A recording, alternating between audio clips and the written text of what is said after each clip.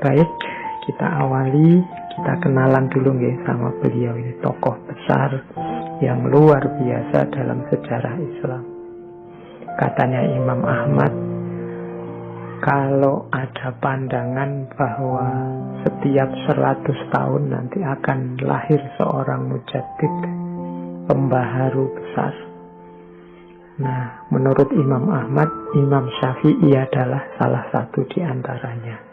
Sebelum Imam Syafi'i ada Khalifah Umar bin Abdul Aziz.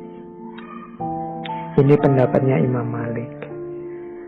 Yang jelas tidak ada yang tidak mengakui kebesaran tokoh kita malam hari ini, kebesaran seorang Imam Syafi'i.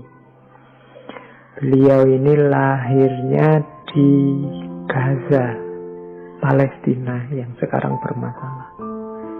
Beliau lahir tahun 150 Hijriah.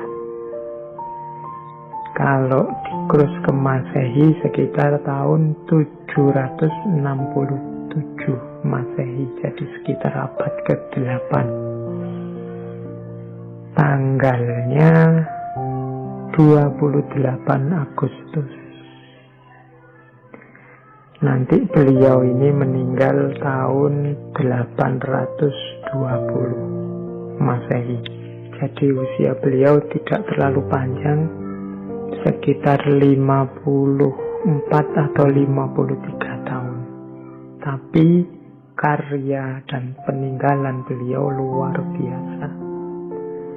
Nama lengkap beliau adalah Abu Abdillah, berarti punya putra namanya Abdullah, Muhammad bin Idris bin Abbas bin Utsman bin Syafi' bin As-So'ib bin Ubaid dan seterusnya.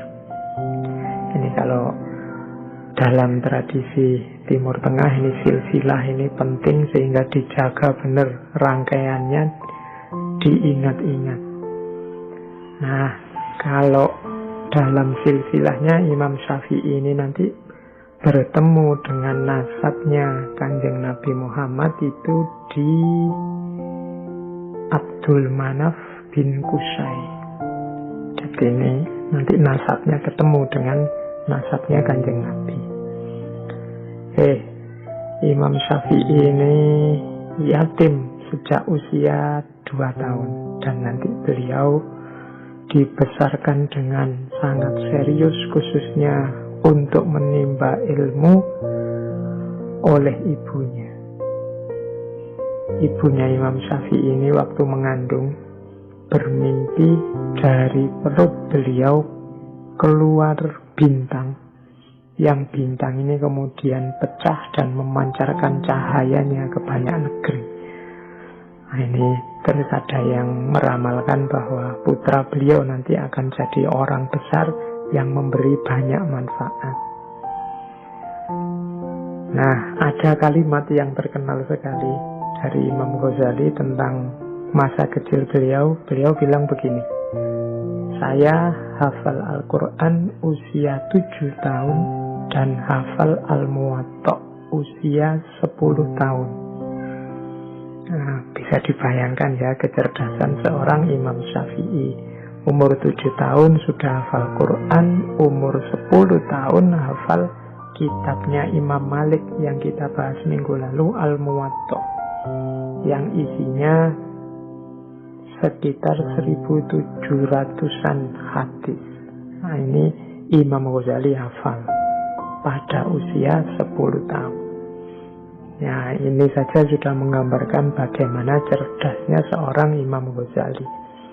Nanti beliau ini juga belajar secara khusus bahasa Arab yang murni. Nanti beliau ini belajar ke Mekah ke satu suku yaitu namanya Bani Huzail.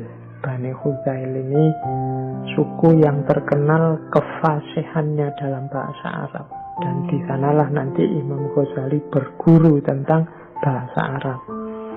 Jadi Imam Ghazali ini dikenal suka sekali mengembara mencari ilmu. Bahkan nanti beliau sangat menyarankan, apalagi yang muda-muda seperti teman-teman yang mungkin malam hari ini mengikuti kajian, untuk jangan diam saja di rumah. Keluarlah, khususnya dalam rangka mencari ilmu. Pikniklah yang jauh dalam rangka mencari ilmu.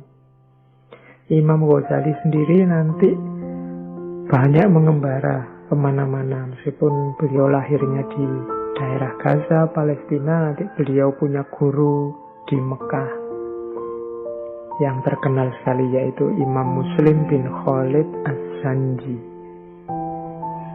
Ini seorang faqih besar, dan nanti dalam bimbingannya Imam Syafi'i ini diizinkan memberi fatwa pada usia 15 tahun. Setelah itu nanti Imam Syafi'i pindah berguru ke Imam Malik di Madinah. Setelah itu berguru lagi ke Imam Muhammad bin Hasan Asy-Syaibani. Ini salah satu muridnya Imam Hanafi di Irak. Nah, jadi beliau belajar berguru dari mazhab Maliki ke Imam Malik, langsung berguru juga ke Imam Hanafi melalui muridnya Imam Asy-Syaibani. Dan Imam Ghazali nanti dikenal sebagai seorang faqih yang menyatukan ahlul hadis dan ahlul ra'yi.